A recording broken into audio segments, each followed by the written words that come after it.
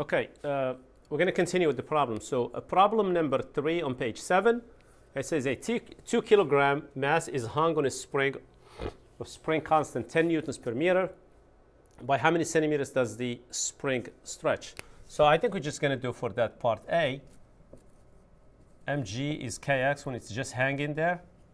And that's going to give us mg is 20, is 10 times x. So x equals 2 meters. So this spring is not very stiff. For part B, okay, what will be the period of oscillations? Now here they're telling you it's a different mass. So it's 2 pi square root of 0.5 over 10. And if you do the math correctly, you should get about 1.4 seconds. Okay, number C, or letter C. Okay, so I'm going to do that up here because I think I'm going to need the room. Okay, this is from the non-stretched position, meaning this is not stretched and you're going to drop it. Okay, so if at 30 centimeters, it should be still above the equilibrium position, which you can find, by the way. So if you want to find the equilibrium position here, you can just do mg is kx. And you don't have to do this. So it's 15 equals 10 times x.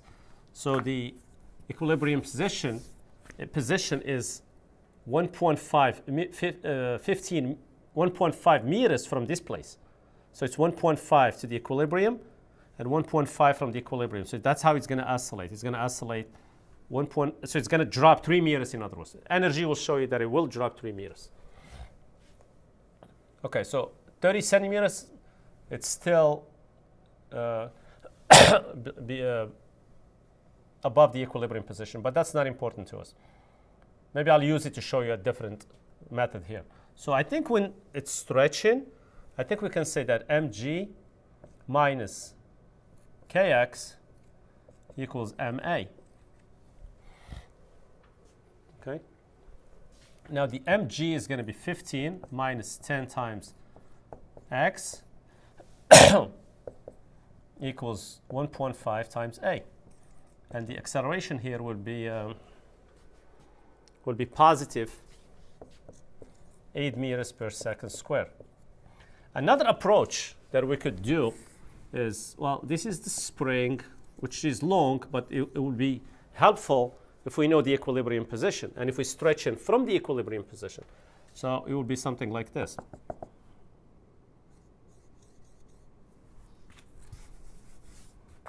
This is the equilibrium position.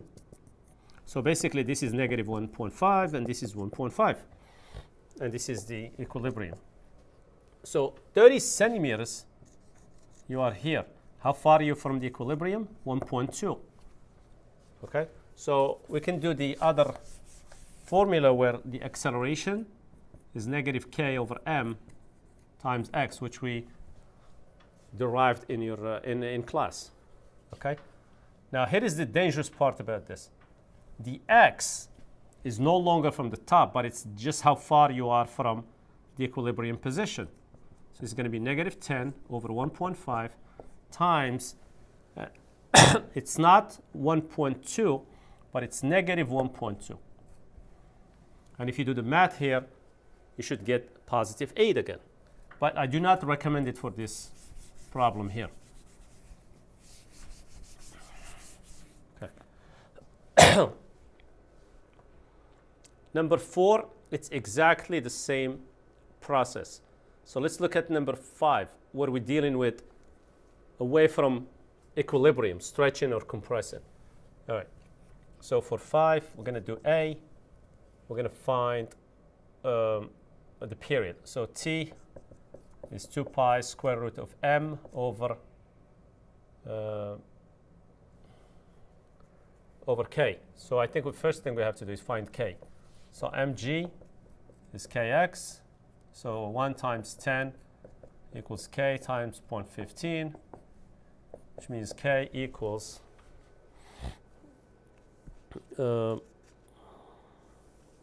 66.67. newtons per meter. You just have to come in here, plug that into here, and your period should be 0.77 seconds. Okay. How far would a 7 Newton weight stretch this spring at rest? So again, we're going to do mg equals kx. Well, the mg is already given in Newton, so 7. Okay, we're looking at part B. Equals k, which we already found, times x. So in this case here, x is 10.5 centimeters. You will get 0.105 meters, and you have to change it. So 10.5 centimeters. All right, let's look at C, which is more important, or maybe the most challenging here.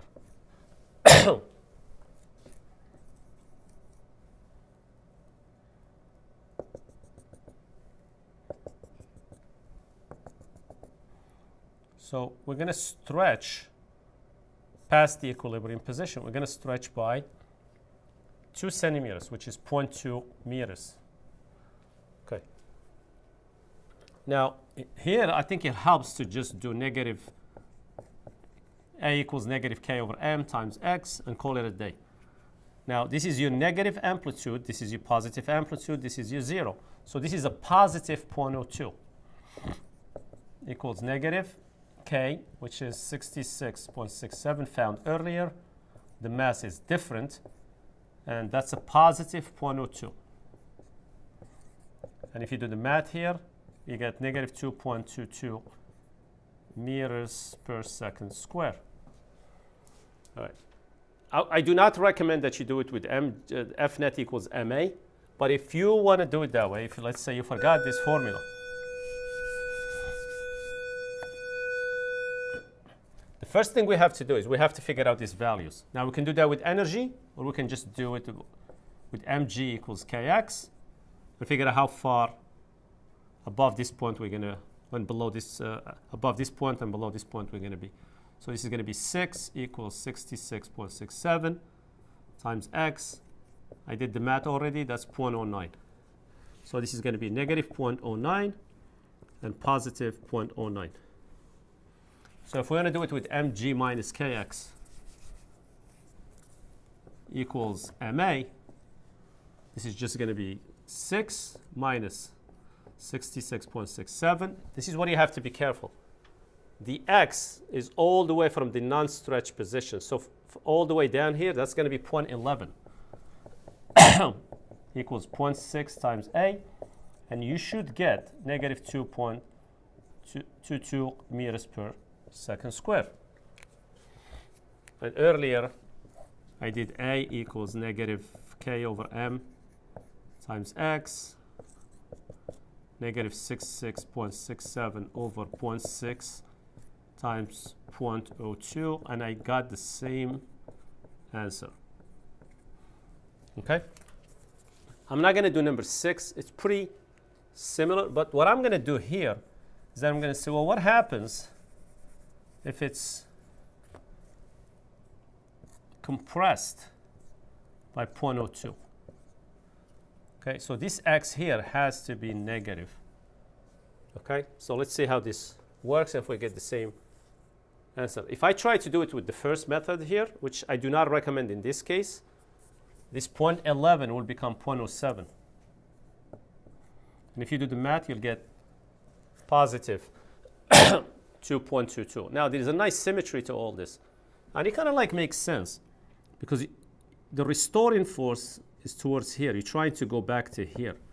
So the net force is down in that direction, which means the acceleration is also in that direction. So the acceleration is positive.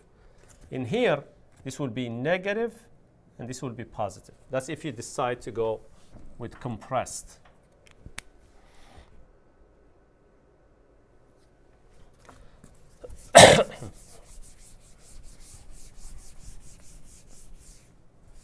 Okay. Questions 7 and 8. A 0.1 kilogram block is attached to an initially unstretched spring, a force constant or a spring constant, 40 newtons per meter. The block is released from rest at time t equals 0. What is the amplitude in meters of the resulting simple harmonic motion? Now you can do this with two ways.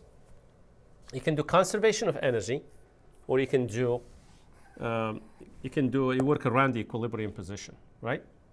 Okay, you find your where your equilibrium is, and that's going to be your amplitude basically, because you're always oscillating around the equilibrium position. Okay.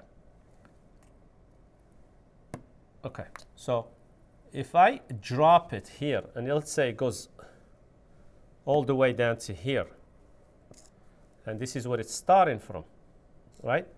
Just guessing this, okay? So up here, okay, it's going to stretch by an amount x. Up here, it's got all gravitational potential energy. When it's down here, it's 1/2 k x squared. Now that's maximum stretch. So the amplitude is half of that because you're oscillating around that. Okay, so this is your equilibrium. So I think we can get rid of that. So x is equal to 2 times 0.1 times 10 over 40. So that's going to be 20 over 40. Let's see. Yeah. So it's 1 over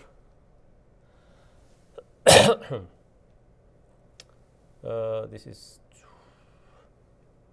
missing something here. Okay, this is mg. So it's 1 over 20. Yeah, 1 over 20, right? So the amplitude is half of that. Okay, so it's 1 over 40. Another way you could do this is just say, you know what? The equilibrium happens when mg equals kx. And this x here is the amplitude, basically. Okay, so this is going to be 0.1 times 10 equals 40 times x, and x will just be 1 over 40. Okay? What will be the resultant period be? Okay, so let's see. T equals 2 pi square root of the mass over, okay, so this is going to be 2 pi, 1 over, I guess, 400. So this is going to be 2 pi over 20.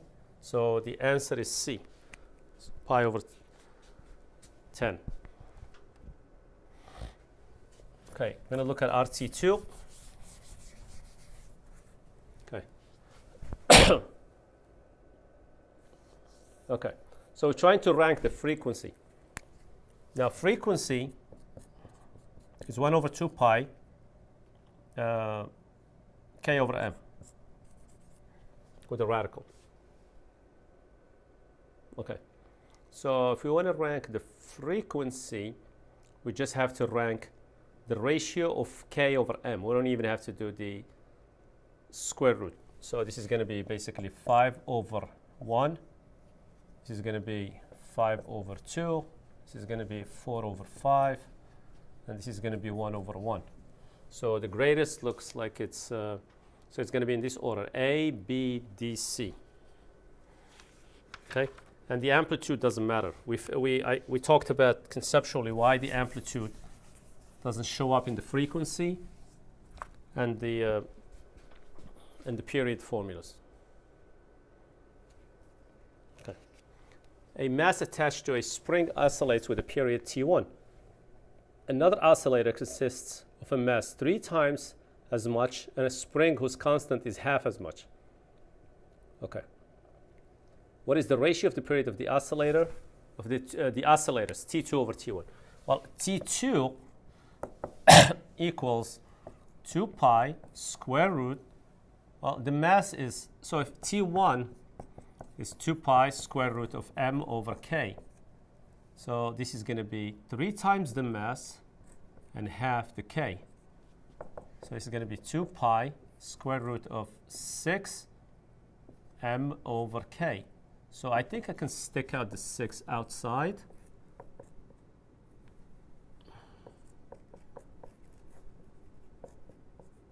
Okay, so basically I can see from here that T2 is radical 6 times T1, which is right here and it's sitting there, times T1. So T2 over T1 is radical 6.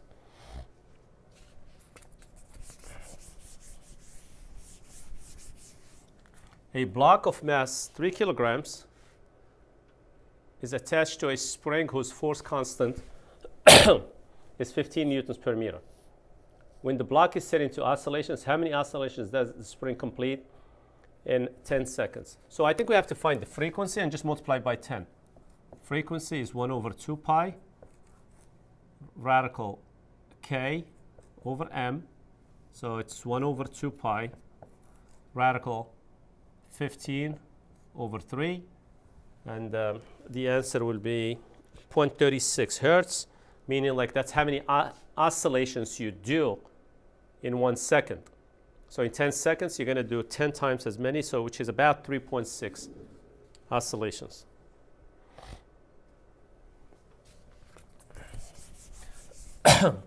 A spring is hung vertically from a ceiling. A block of mass m is hung from a spring, causing the spring to stretch at distance d to equilibrium. Okay, so basically it's like this. It was not stretched, now it's stretched. This is x. A student pulls the mass an additional XO. Okay, what is the spring constant in the spring in terms of M, X, and XO? So I think we can say, okay, mg. I don't know if it's the same question I have here.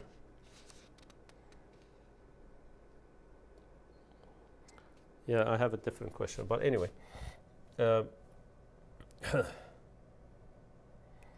mg equals k times x.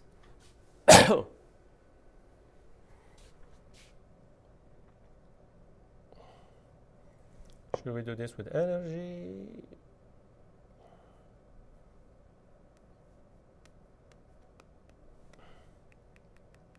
So I think we can just say k is mg over x, basically. Yeah. That's it.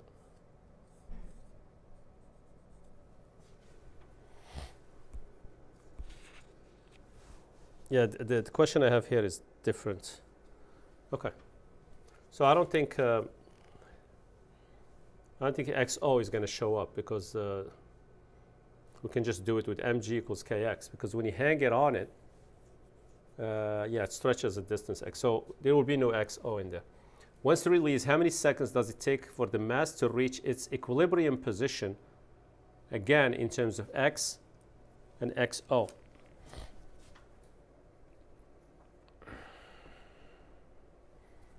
Okay.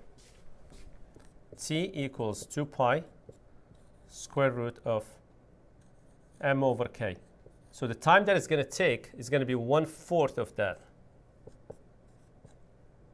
Okay.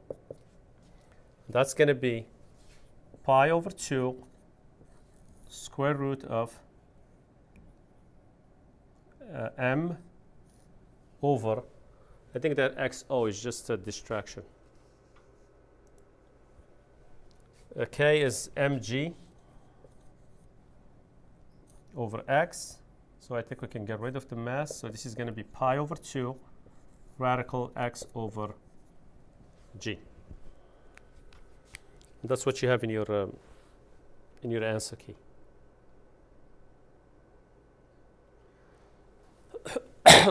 Number 12. Okay.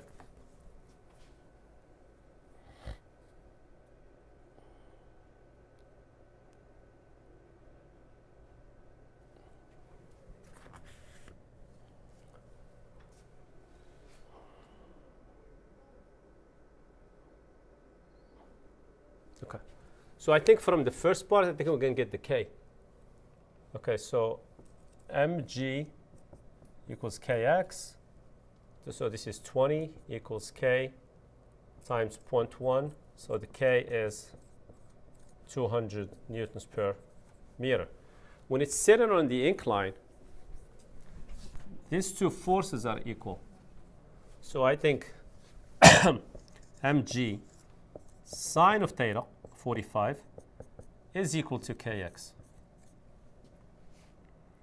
So this is going to be 20 sine 45 equals 200 times the new x. So x is going to be equal to 0.7, or if you change it to centimeters, it's going to be 7.07 centimeters. The answer you're going to get should be in meters, and you can change it. What is the period of the oscillation motion that the cart would undergo on the incline compared to the hanging vertically? I think the period will be the same, okay? And that's going to be t equals 2 pi square root of m over k, which is going to be 2 pi. That's going to be over 10, so it's going to be pi over 5 seconds. I think, and it should be the same whether it's on the incline or vertically, because the acceleration of gravity doesn't really matter. So yeah, it's on the incline, it's a weaker gravity, but it doesn't matter. The formula for t doesn't even show the acceleration of gravity, and we discussed the reason why in class. So I'm not going to talk about it now so that you learn to listen in class.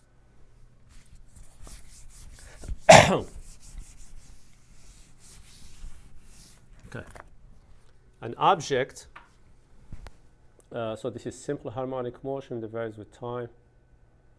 Okay. So this equation here is also a cosine 2 pi f times t, and it's also a cosine 2 pi over period times time. Okay, what is the frequency? Well, all we have to do is match, really. 2 pi f should match up with 2 pi over 3. And if we do the math correctly here, we get 1/3 hertz.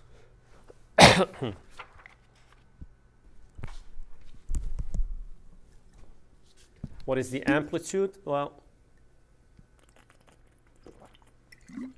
there are no numbers here, so the amplitude is just basically A. What is the period? Frequency is 1/3. Period is the flip of frequency, so that's just going to be 3 seconds. What is the first time after t equals 0 that the object reaches equilibrium? So basically, when you reach equilibrium, x is 0. So I think we have to say a cosine 2 pi over 3 t equals 0. Okay, that's not what's making it 0. So 2 pi over 3t should equal pi over 2, because that's when the cosine is equal to 0 at pi over 2. So the time should be 4/3 of a second.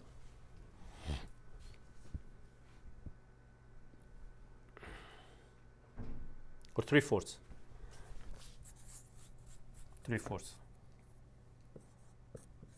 Another way we could have done this, we could have just said when it reaches the equilibrium, that's 1/4 of a cycle. So we just take the period and divide it by 4. Probably that would have been easier.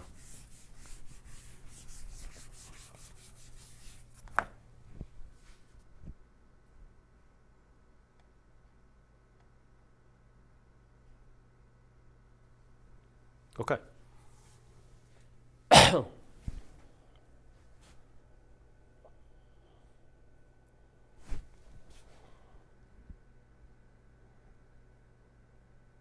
Okay, so we're going to write the equation of this. Now, this is not a cosine function. This is more like a sine function, but it's flipped. So it's negative n sine of 2 pi over the period looks like it's 4n times t. So I think if we clean this up a little bit, sine of pi over 2n times t. Let me see if that's what I have. Yep.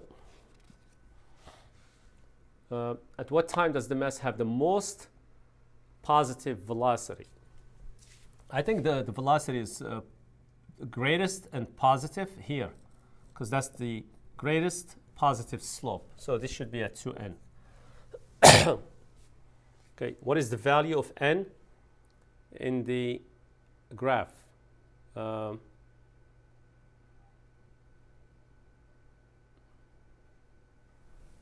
N is just a quarter of the period.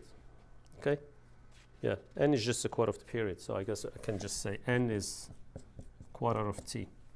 At what time does the mass have the most negative acceleration? So we know that displacement and position, or displacement and acceleration, are always opposite. We learned that earlier in the unit, and we explained why. So the maximum, the most negative will be at 3n, because that's when the displacement is at maximum and positive.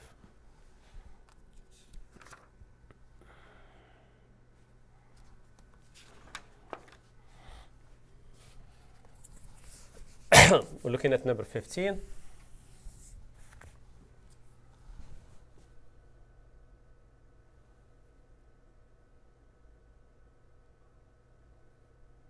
Okay, we want to have maximum negative velocity. That's going to happen here. That's the steepest part of the curve, and it's negative slope. So it's going to happen at B. At what time does the object achieve maximum positive acceleration? That should be at point C, or at point that's equivalent to C. Yeah, because that's when the displacement is maximum and negative. So that's where the acceleration will be maximum and positive. Right.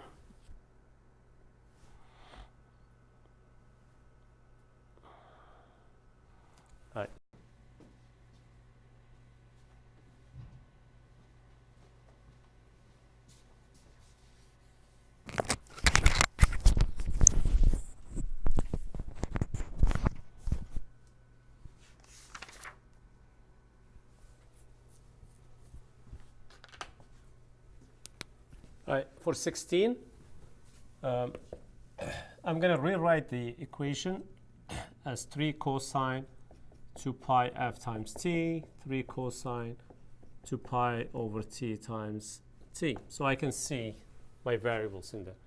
What's the fastest speed? In order to get the fastest speed, I think we have to do conservation of energy. All right, so I'm going to find the k first. Yeah. Okay, so t equals 2 pi square root of m over k. Okay, and I think the t in here, and also t is equal, or 2 pi over t is equal to 2, which means t is pi. So here I gotta bring in pi and put in and solve it in here in this equation here. So I can divide by that. So 1/2 equals radical m over k. If I square both sides, I should get 1/4, and then I should get k equals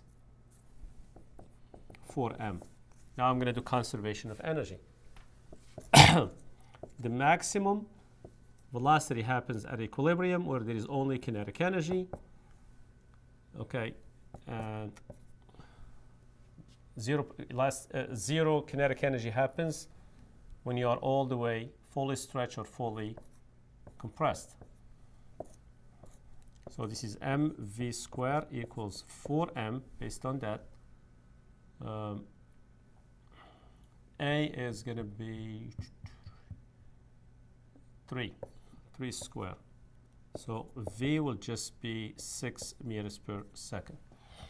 The greatest acceleration, I think we can just do A equals negative omega squared times x, which means A equals negative k over m, k over m times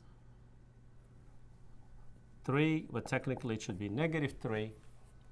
Okay, because, well, actually it doesn't matter. We can do 3 or negative 3, just looking at the magnitude basically. So this is just going to be 12 meters per second squared. Another way we could have done it is say F equals ma. Okay, so this is 4m, this is 3, this is m times a, and you get 12.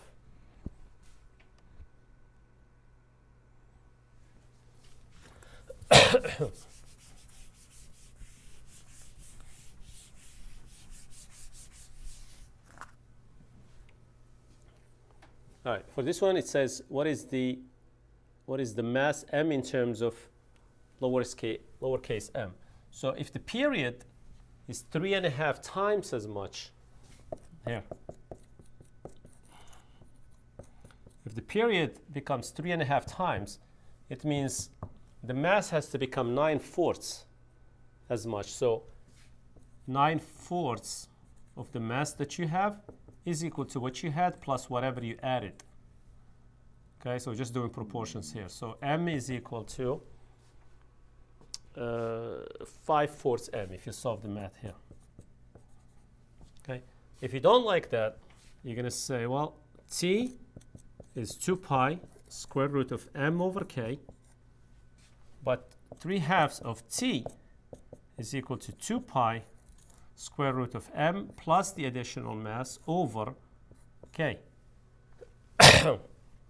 So you can do this in a lot of ways. You can just take this and put the t in there.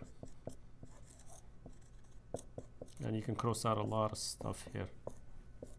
Okay, you can square, you get 9/4 equals 9/4 m equals m plus m, and that's what we established earlier. So if you can do the proportions, it's much better, much quicker.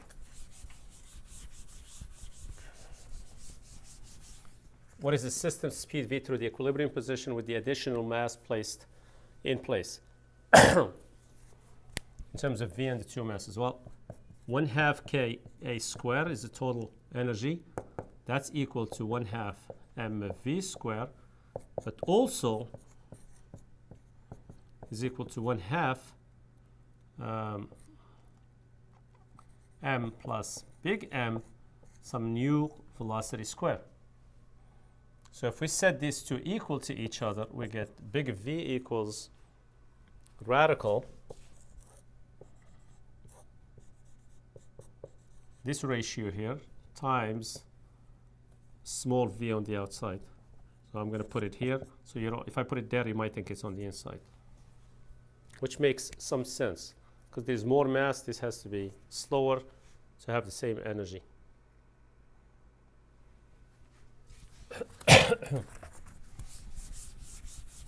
A spring mass oscillator consists of a spring of constant 10 newtons per meter and mass 2 kilograms. The amplitude of the oscillator motion is 0.3. What is the mechanical energy? So we're looking for the total energy here. So basically it's 1/2 k a square. So it's 1/2 times 10 times 0.3 square, and you're done. So it should be 0.45 joules. Which of the following is true? The kinetic and potential energy are equal to each other at all time. Not true. And a counter example is like in the middle at equilibrium, kinetic energy is maximum, potential energy is 0. The kinetic and potential energies are both constant. That's not true. Kinetic, we're speeding up, we're slowing down, so the kinetic energy changes. The same thing with potential energy, we're compressing, we're stretching, so the potential energy changes. The maximum potential energy is achieved when the mass passes through equilibrium. That's not true. That's true for the maximum kinetic energy. The maximum kinetic energy and maximum potential energy are equal, but occur at different times. Yeah, sure. Okay? Okay, because the maximum kinetic energy happens at equilibrium, maximum potential energy happens at maximum stretch / compression.